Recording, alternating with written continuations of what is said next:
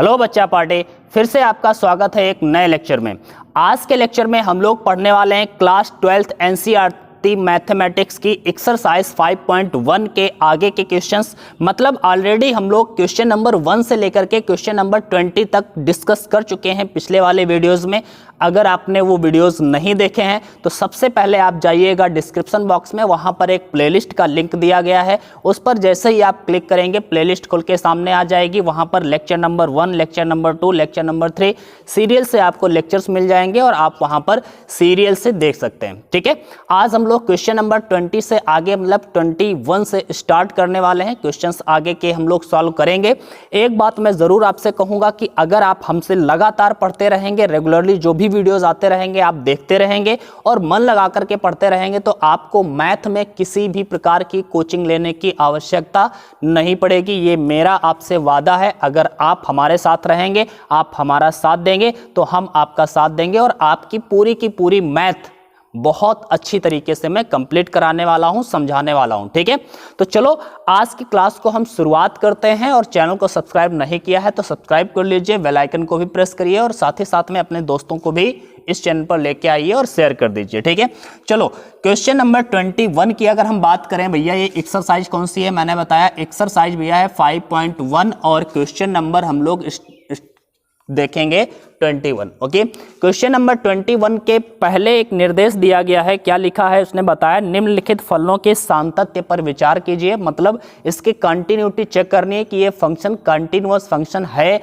या नहीं है। ठीक है, तो हमारे पास एक फंक्शन सामने सबसे पहला फंक्शन जो दिया है वो दिया है fx equal to sine X plus cos X. भैया एक बात हम आपको बता दें, इस फंक्शन को देखते ही कोई इंसान बता सकता है कि ये कंटिन्यूअस फंक्शन है, क्योंकि अगर हम देखें ये साइन एक्स कंटिन्यूअस होता है, हमें पता ही है, कॉस एक्स भी कंटिन्यूअस होता है, अपने पूरे डोमेन में पता है। ठीक है, तो ये फंक्शन साइन एक्स और कॉस एक्स दोनों के दोनों फंक्शन कंटिन्यूअस फंक्शन तो है ही, उसमें कोई दिक्कत नहीं है। और अगर ये दोनों फंक्शन अलग अलग कंटिन्यूअस हैं तो इनको प्लस में लिखने पर भी ये फंक्शन कंटिन्यूअस ही पूरा रहेगा। लेकिन करने का जो तरीका है, बहुत सारे लोग इसे ऐसे ही डायरेक्ट करते हैं, x इक्वल टू सी पर चेक करते हैं और इसको करते हैं।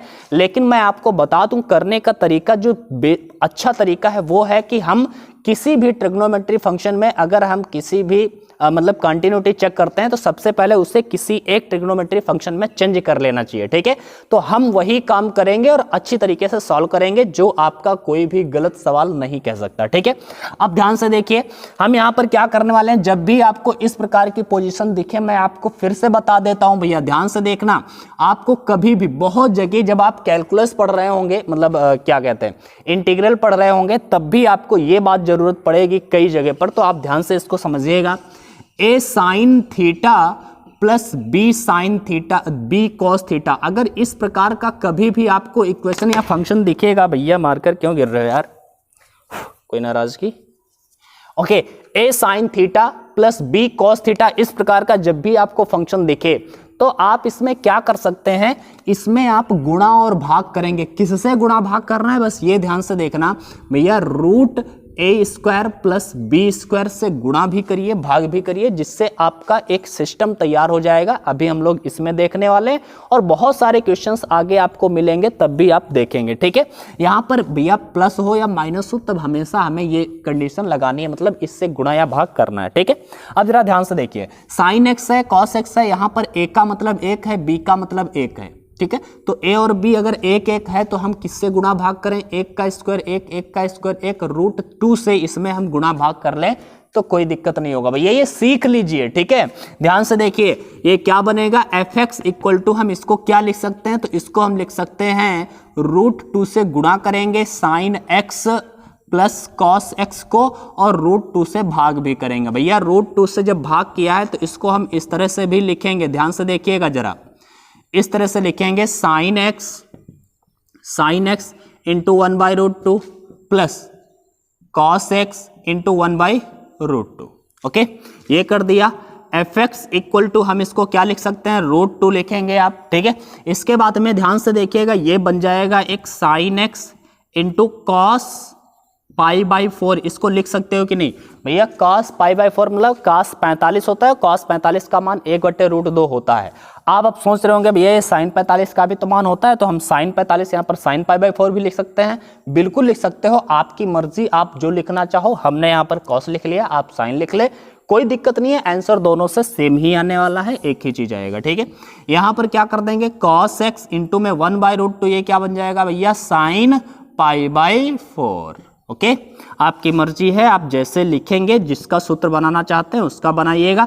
Sign A into cos B plus cos A into sine B, ये फॉर्मूला आपने कहीं ना कहीं पढ़ा होगा, मैं यहाँ पर लिख देता हूँ। Sine A into cos B plus cos A into sine B equal to होता भैया sine A plus B. Okay, तो यहाँ पर हम क्या लिख देंगे, sine A plus B, A का मतलब x प्लस बी का मतलब है पाई बाई 4, ठीक है।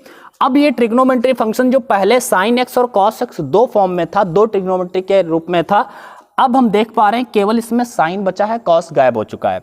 अब आप इसको यहां से एलएचएल आरएचएल निकालिए और प्रूव करिए। तो अब हम यहां पर एलएचएल इसका निकालेंगे, आरएचएल निकालेंगे, ठीक है। किस पॉइंट पर, तो मान लेते हैं एट x इक्वल टू सी। जब कोई पॉइंट दिया नहीं है तो आप अपने मन से मान लेंगे, कोई भी कांस्टेंट वैल्यू मान लेते हैं, c हमने मान लिया यहाँ पर। तो निकालते हैं इसका एलएचएल, लिमिट h अप्रोचेज 0, ठीक है, और f of c minus h लिखोगे यहाँ पे। तो भैया करो आगे, तो ये बनेगा limit h approaches 0 f of c minus h, मतलब जहाँ पर x है वहाँ पर c माइनस h लिखना है भैया। √2 लिखिए, साइन लिखिए, x की जगह पर c माइनस h लिखिए, प्लस पाई बाई 4 लिख दीजिए, ठीक है। तो यहाँ पर कोई दिक्कत ही नहीं है। अब यहाँ पर क्या करोगे आप, इसमें h का वैल्यू भी रख देंगे, तो ये क्या बन जाएगा, h अप्रोचेज 0 √2 साइन, h की जगह पर 0 रख दोगे तो क्या बन जाएगा, sine c minus pi by 4, सही c प्लस पाई बाई 4, ठीक है। तो ये आपका ऐसे रह जाएगा, इसको यहीं पर छोड़ देते हैं, कोई टेंशन लेने वाली बात नहीं है। इसके बाद में हम इसका आरएचएल निकाल लेते हैं। तो भैया आरएचएल कैसे निकालोगे, तो आरएचएल के लिए क्या करते हैं, limit h approaches 0 f of c plus h करते थे। तो यहाँ पर देखिए limit h approaches 0 c plus h, मतलब जहाँ पर c x है वहाँ पर अब की बार c प्लस h लिखना है।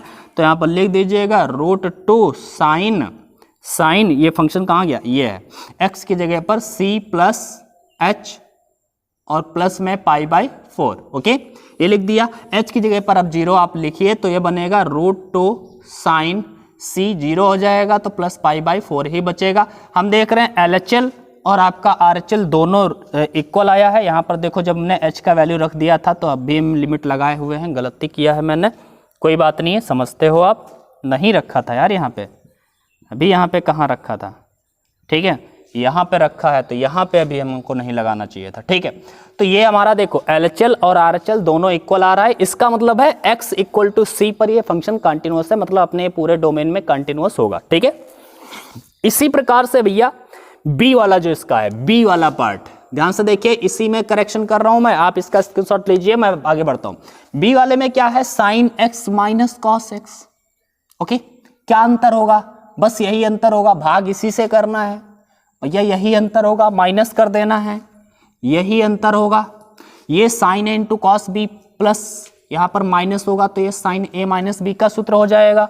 तो भैया ये ए एक्स माइनस पाई बाई 4 हो जाएगा, एक्स माइनस पाई बाई 4 होगा, तो यहाँ पर एलएचएल निकालेंगे तो यहाँ पर बस माइनस आ जाएगा और ये भैया माइनस आ जाएगा। इसी प्रकार जब ये निकालेंगे तो यहाँ पर माइनस आ जाएगा और यहाँ पर भैया माइनस आ जाएगा, फिर भी एलएचएल आरएचएल इक्वल होगा। यहाँ पर लिख लेना आप अपने हिसाब से, एलएचएल इक्वल टू आरएचएल बराबर है, अतः ये फंक्शन कंटिन्यूअस फंक्शन है, ठीक है। तो इसमें कोई दिक्कत ही नहीं है, दोनों हो गया, ए और बी इनके दोनों लग गए, ठीक है। इसके बाद में सी वाले की थोड़ी सी बात कर लेते हैं, इसको भैया स्क्रीनशॉट लीजिए और हम बढ़ते हैं आगे की ओर। क्वेश्चन नंबर 21 का सी पार्ट जो है उसको भी हम देखते हैं, ठीक है। क्वेश्चन नंबर 21 का जो सी पार्ट है उसमें क्या दिया है, एक फंक्शन दिया है और फंक्शन में दिया है साइन एक्स इंटू में कॉस एक्स, ठीक है, इंटू में कॉस एक्स दिया है। तो आप हमने क्या बताया है, साइन एक्स या कॉस एक्स, अगर दो फंक्शन, अगर दो ट्रिग्नोमेट्री रेशियोज हैं तो इनको एक ही में कन्वर्ट करिए आप। इसमें एक ही में कन्वर्ट करने के लिए आपके पास दिमाग में तुरंत आ गया होगा एक फार्मूला कि साइन 2a बराबर में तुमने पढ़ा था 2 sine a into cos a, कभी पढ़ा था sine A into cos A है और साथ में 2 हो तो ये साइन 2a बन जाता है। Sign X into cos x है, साथ में 2 होता तो साइन 2x बन जाता। तो 2 नहीं है तो बना लीजिए आप एफ एक्स इक्वल टू यहाँ पर 2 बनाइए 2 साइन एक्स इंटू में कॉस एक्स और 2 से गुणा 2 से भाग कर लिया, अपने आप 2 बन जाएगा। ठीक है, तो अब भैया क्या बन गया, ये 1/2 2 sine X into cos X sine 2x बन गया, साइन 2x। ठीक है, अब ये फंक्शन बन गया। अब इसका LHL RHL निकाल लो, चेक कर लो भैया। तो यहाँ पर हम निकालते हैं इसका LHL, limit h approaches 0 f of, भैया किस पर चेक कर रहे हो यार, लिखो तो यहाँ पर एट x इक्वल टू सी, कोई पॉइंट नहीं दिया है तो आप अपने मन से मानोगे ना। तो यहाँ पर क्या हो जाएगा भाई, limit h approaches 0 f of c minus h, तो ये बनेगा लिमिट h अप्रोचेज 0, भैया c माइनस एच, वहाँ जहाँ पर x है वहाँ पर c माइनस एच लिखना है, 1/2 साइन 2 इंटू सी माइनस एच। ओके, अब जरा ध्यान से देखिएगा, अब क्या करोगे, h की जगह पर 0 रख दो तो ये बनेगा भैया 1/2 साइन 2 सी माइनस 0, सो 1/2 साइन 2c। ओके, तो ये हो गया। इसी प्रकार इसका RHL निकालेंगे तो limit h approaches 0 f of c plus h लिखोगे आप। ठीक है, limit h approaches 0 f of 1/2 लिखोगे साइन 2 x की जगह पर c प्लस h की वैल्यू रख दीजिए 1/2 sine 2 into C plus 0 equal to क्या बनेगा 1/2 साइन 2c। ओके, तो ये देखेंगे LHL भैया RHL, LHL बराबर RHL बराबर है।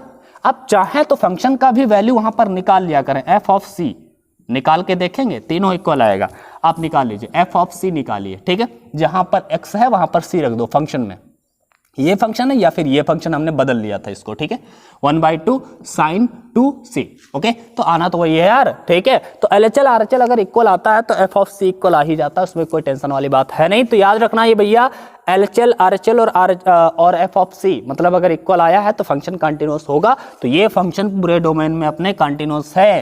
तो ये ठीक है, आगे बढ़े, क्या मिटा दें, चलो आगे बढ़ते हैं और आगे की बातें थोड़ी समझने वाली हैं, जरा ध्यान से देखना बच्चा। ठीक है, क्वेश्चन नंबर 22 की बात हम करने जा रहे हैं भैया। क्वेश्चन नंबर 22 क्या दिया है, कोसाइन, कोसेकेंट, सेकेंट और कॉटजेंट फलों में सातत्य पर विचार कीजिए। भैया ये संतत है या नहीं है, कंटिन्यूअस है या नहीं है, इन पर विचार करना है।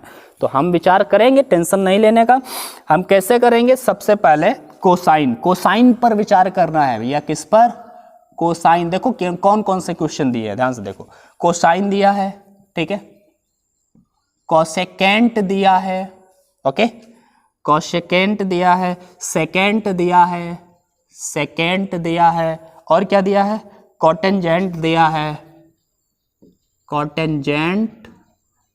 है, ओके। इन पर हमें सातत्य पर विचार करना है, मतलब कंटिन्यूअस फंक्शन है या नहीं है, ये हमें चेक करना है, कहां पर कंटिन्यूअस है कहां पर डिसकंटिन्यूअस है, ये हमको बताना है।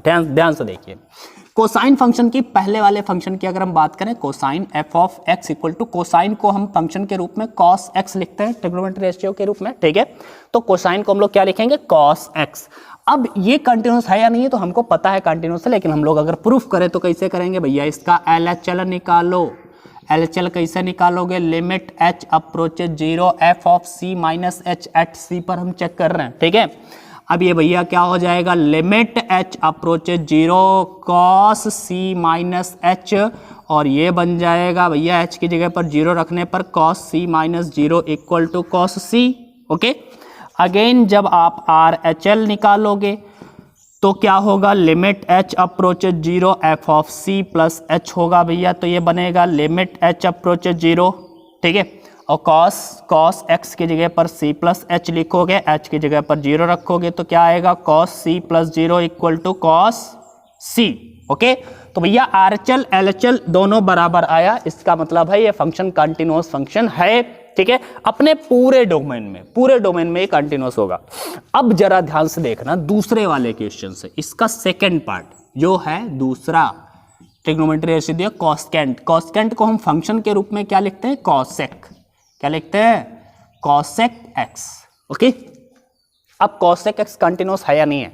एक बात मैंने बताया था तुमको कि कोई फंक्शन अगर डिफाइंड होगा तभी तो वो कंटिन्यूस होगा, अगर वो परिभाषित ही नहीं है, वो डिफाइंड ही नहीं है, तो भैया वो कंटिन्यूस कहां से हो सकता है। अब जरा ध्यान से देखिए आप, हमें पता है कि कॉस्केंट को हम क्या लिखते हैं, कॉस्केंट को लिखते हैं हम भैया 1/sin x, कॉसेक x को 1/sin x। हमें पता है कि sin x हर जगह पर कंटिन्यूस होता है, बट sin x का जो वैल्यू होता है 0 पर, अगर x का वैल्यू 0 हो जाए तो sin 0 का वैल्यू क्या आएगा, 0 कि 1, 0। ओके, अगर 0 के बाद sin का वैल्यू पाई हो जाए तब भी sin पाई का वैल्यू 0, sin 2 पाई का वैल्यू 0, sin 3 पाई का वैल्यू 0। तो मतलब है अगर x के वैल्यू 0 पाई 2 पाई 3 पाई होंगे तो sin x का वैल्यू हमेशा 0 आएगा, ठीक है।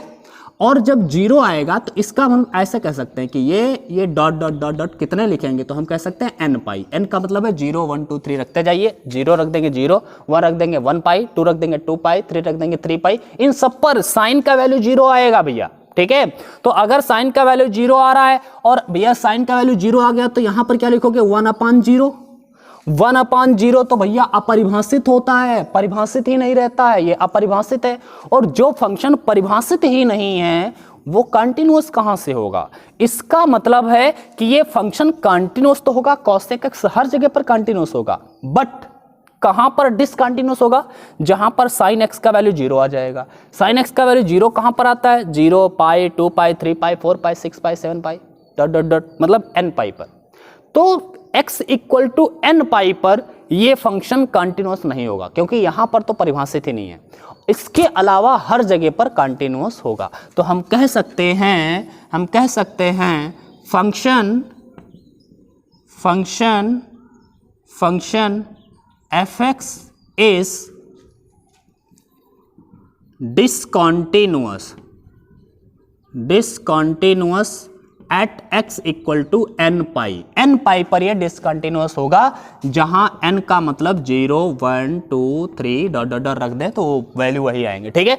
तो भैया x equal to n pi पर यह डिसकंटिन्यूअस है, एंड इसके अलावा हर जगह पर यह कंटिन्यूअस होगा, except x equal to pi this function is continuous. Okay, so no problem. इस तरह से हमने दिखा दिया कि ये फंक्शन कंटिन्यूअस तो होगा बट n पाई पर ये डिसकंटिन्यूअस हो जाएगा, कहानी खत्म हो जाएगी इसकी। क्यों हो जाएगा मैंने बता दिया, क्योंकि यहां पर ये परिभाषित ही नहीं होगा, ठीक है।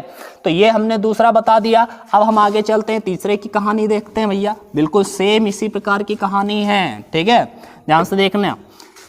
तीसरा इसमें क्या दिया है, fx equal to second x को हम sec x लिखते हैं, ठीक है।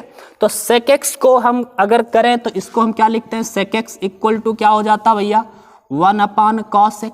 और cos x अभी हमने देखा पूरे डोमेन में अपने परिभाषित है, मतलब अपने पूरे डोमेन में कंटिन्यूअस है, बट cos x का वैल्यू 0 कहां पर होता है, जहां पर cos x 0 हो जाएगा तो 1/0 ये भी अपरिभाषित हो जाएगा, sec x भी अपरिभाषित हो जाएगा।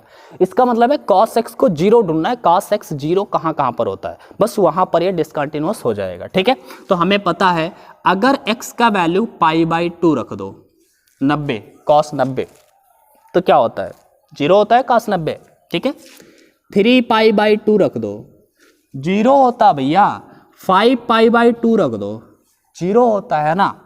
7 π/2 रख दो, ये 0 होता है। मतलब हम कह सकते हैं x इक्वल टू 2n + 1 π/2। अगर n का वैल्यू 0 रखेंगे तो 0 ये 1 और π/2 का मल्टीप्लाई π/2, 1 अगर रखेंगे तो 2 1 जा 2 1 3 π/2 हो जाएगा, 2 रखेंगे 2 दूना 4 1 5 π/2 हो जाएगा। इस तरह से n का वैल्यू अगर ये रखते जाएंगे तो इसका मतलब है x इक्वल टू 2n + 1 π/2 पर ये फंक्शन मतलब cos x का वैल्यू 0 होगा और cos x का वैल्यू 0 होगा, इसका मतलब है sec x अपरिभाषित होगा, ठीक है।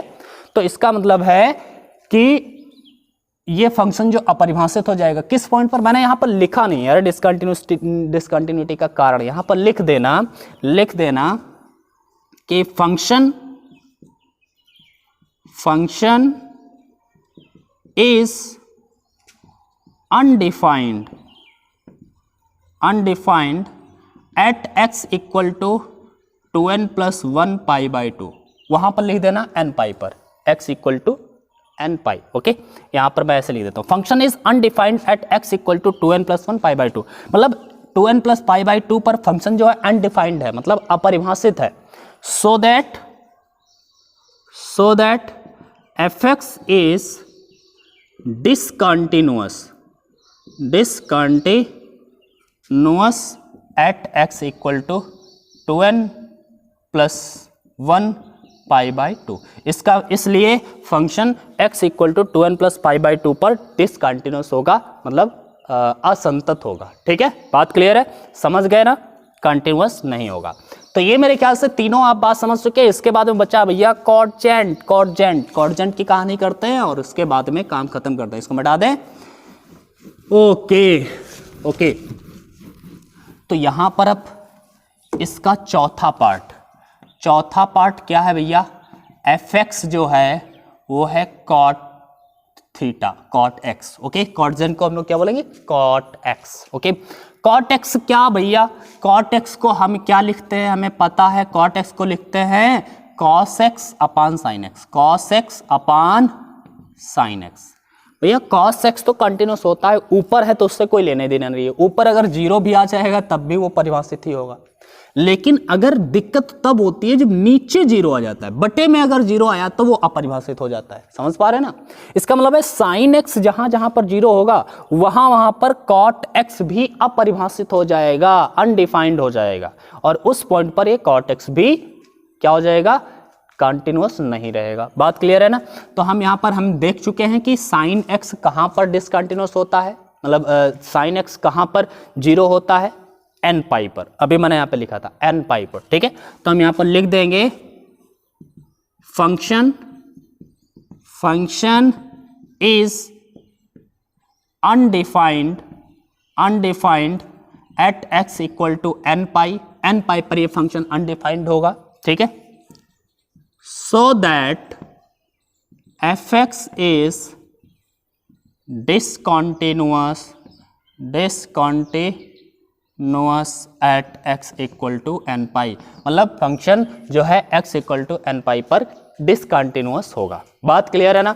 तो ये मेरे ख्याल से आपको क्वेश्चन नंबर 22 अच्छे से समझ में आ गया होगा। अब हम बढ़ते हैं भैया आगे की ओर। ठीक है, ये हो गया।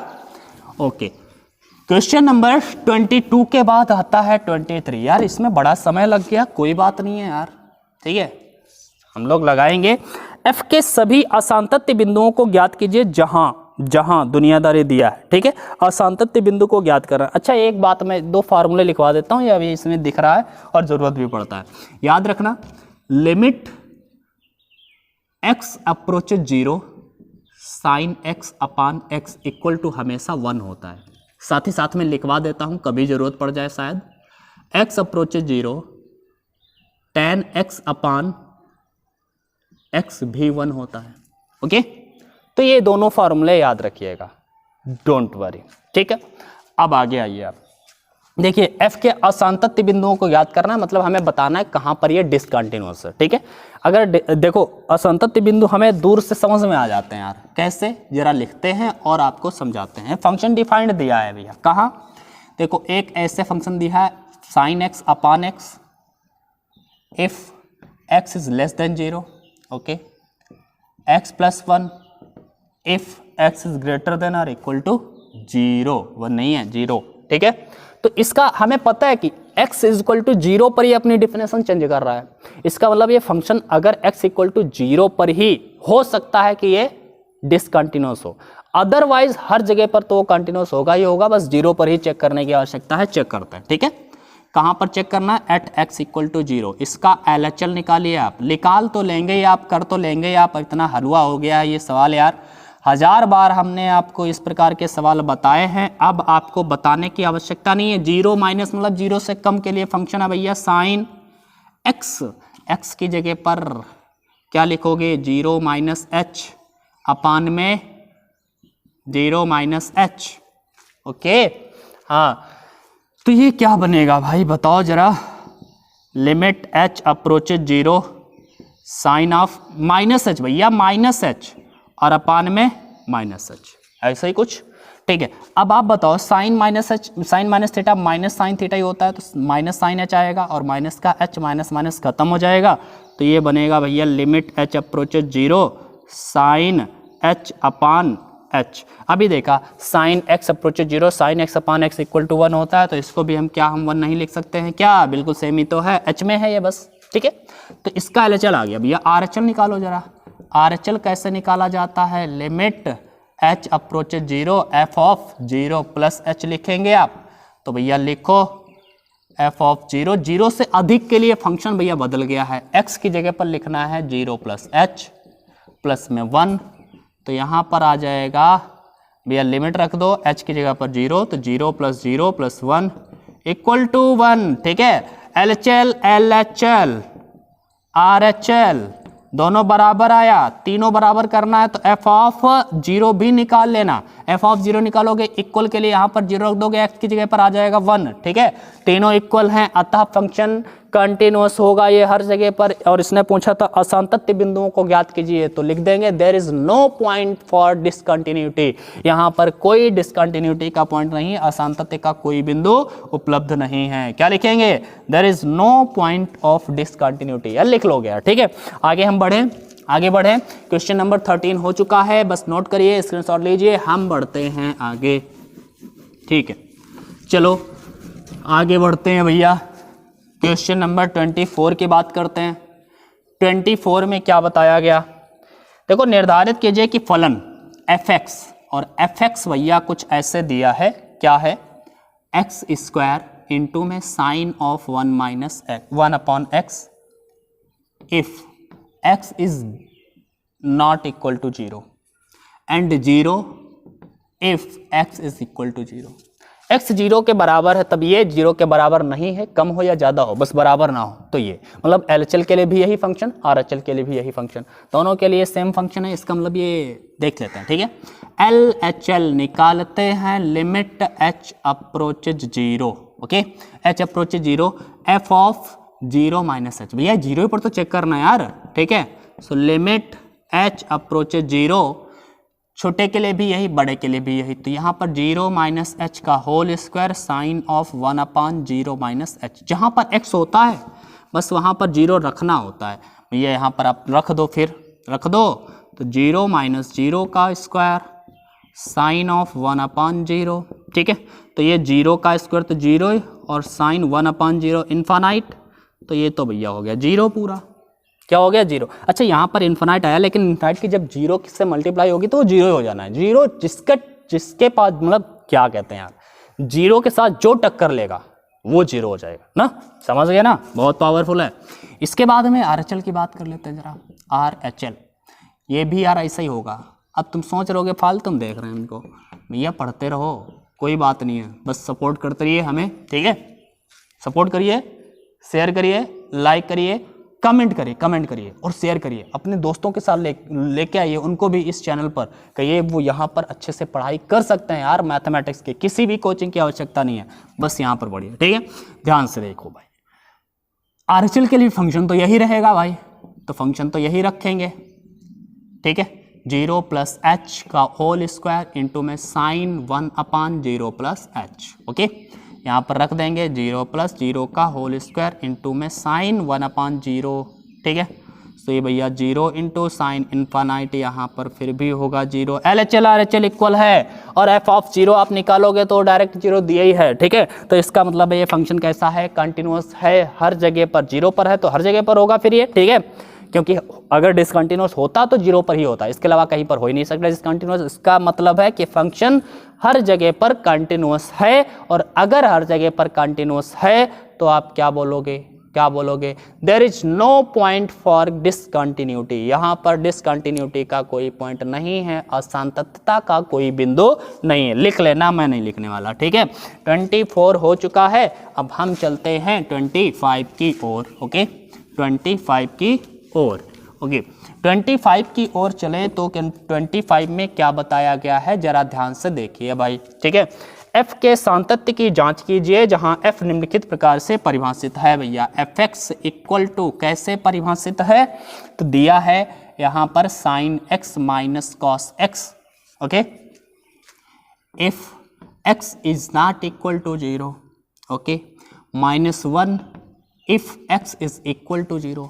अब यार हमको करना क्या है, अब जरा ध्यान से देखिए, इसको हम ये फंक्शन हमारे पास है, तो हमने बताया था यार इस फंक्शन को आप दूसरे रूप में चेंज कर सकते हो, या फिर इसमें ऐसे भी रखो, आप टेंशन लेने की बात नहीं है, आप ऐसे डायरेक्टली करते हैं कोई प्रॉब्लम नहीं है, सब सही आने वाला है, ठीक है, डायरेक्टली कर दें क्या, या फिर वैसे बदल ले जैसे मैंने उसमें बदला था √2 इंटू साइन क्या निकला था, sine x plus x minus 5/4। करना चाहते हो तो कर सकते हो, वैसे कर लो, अदरवाइज ऐसे ही आप कर ले, ठीक है। चलो इसका LHL निकालते हैं यार, LHL थक गए हैं भाई। f ऑफ 0 माइनस h क्या बनेगा, limit h approaches 0, okay, okay, sine x की जगह पे क्या लिखेंगे भैया, 0 minus h cos 0 minus h, okay, हाँ 0 रख दो भाई, साइन ऑफ 0, साइन कॉस 0, यहाँ पर कॉस है यार, कॉस 0, साइन 0 0, कॉस 0 1, ओके, तो आया -1, L चला गया, RHL limit h approaches 0 f of 0 plus h, okay, okay, limit h approaches 0, भैया लिमिट RHL LHL दोनों के लिए सेम ही फंक्शन है, sine 0 plus h minus cos 0 plus h, okay, h की जगह पर रख देंगे तो ये आएगा साइन 0 माइनस कॉस 0, भैया अरे हाँ ठीक है तो है, साइन 0 0 होता है, कॉस 0 1 होता है, तो भैया माइनस का 1 ये भी आ गया, और हमें f ऑफ 0 तो दिए ही है, f ऑफ 0 तो दिए है डायरेक्टली 1, ठीक है, तो तीनों इक्वल हैं, लिख देना LHL RHL और f ऑफ 0 तीनों इक्वल हैं, अतः ये फंक्शन कंटिन्यूअस है, इसलिए यहाँ पर कोई असंततता का बिंदु नहीं है। लेकिन इसमें पूछा कहाँ था, इसने पूछा था कि संतत की जांच कीजिए, तो हमने चेक कर दिया कंटिन्यूअस फंक्शन है, संतत है, ओके। तो ये हो गया भैया 25 क्वेश्चन नंबर। इसके बाद में अब देखो क्वेश्चन नंबर 26 से लेकर के 29 तक के मान ज्ञात करने हैं यार, हम देख लेते हैं, एक समय देख लेते हैं, कितना लंबा वीडियो हो गया है, इसके हिसाब से हम फिर आगे बढ़ते हैं। अभी 33 मिनट का वीडियो हो चुका है, मेरे ख्याल से यहीं पर हमें छोड़ देना चाहिए, ठीक है यार, इनको यहीं पर छोड़ देते हैं, आगे के क्वेश्चन हम लोग अगले वाले वीडियो में देख लेंगे। कोई दिक्कत है क्या, अगर दिक्कत हो तो बता दो भाई, या फिर मैं एक बता दूं, चलो अब छोड़ ही देते हैं, ठीक है, अगले वाले वीडियो में मिलते हैं, ठीक, मिलिए अभी जस्ट जाइए, ठीक है। लेकिन एक बात कहूँगा यार, लाइक कर देना, क्योंकि आपके लिए बहुत मेहनत करता हूँ, पसीना पसीना हो जाता हूँ, ठीक है, और चैनल को सब्सक्राइब कर लेना, अपने दोस्तों को भी बता दीजिए, वो भी आए यहाँ पर, और मैं ये वादा करता हूँ आपसे कि आपको मैं पढ़ाऊँगा, 100% पढ़ाऊँगा, पूरा का पूरा पढ़ाऊँगा, आपकी मैथ की तैयारी अच्छे से कराऊँगा, आपको किसी भी कोचिंग की आवश्यकता नहीं पड़ेगी, बस हमारे साथ बने रहिए, ठीक है। तो आपसे हम बहुत प्यार करते हैं, बस आप भी अपना प्यार हम पर बनाए रहिए। चलो आज की क्लास में बस इतना ही, फिर हम मिलते हैं अगले वाले वीडियो में, तब तक के लिए बाय बाय, पढ़ाई करते रहिए।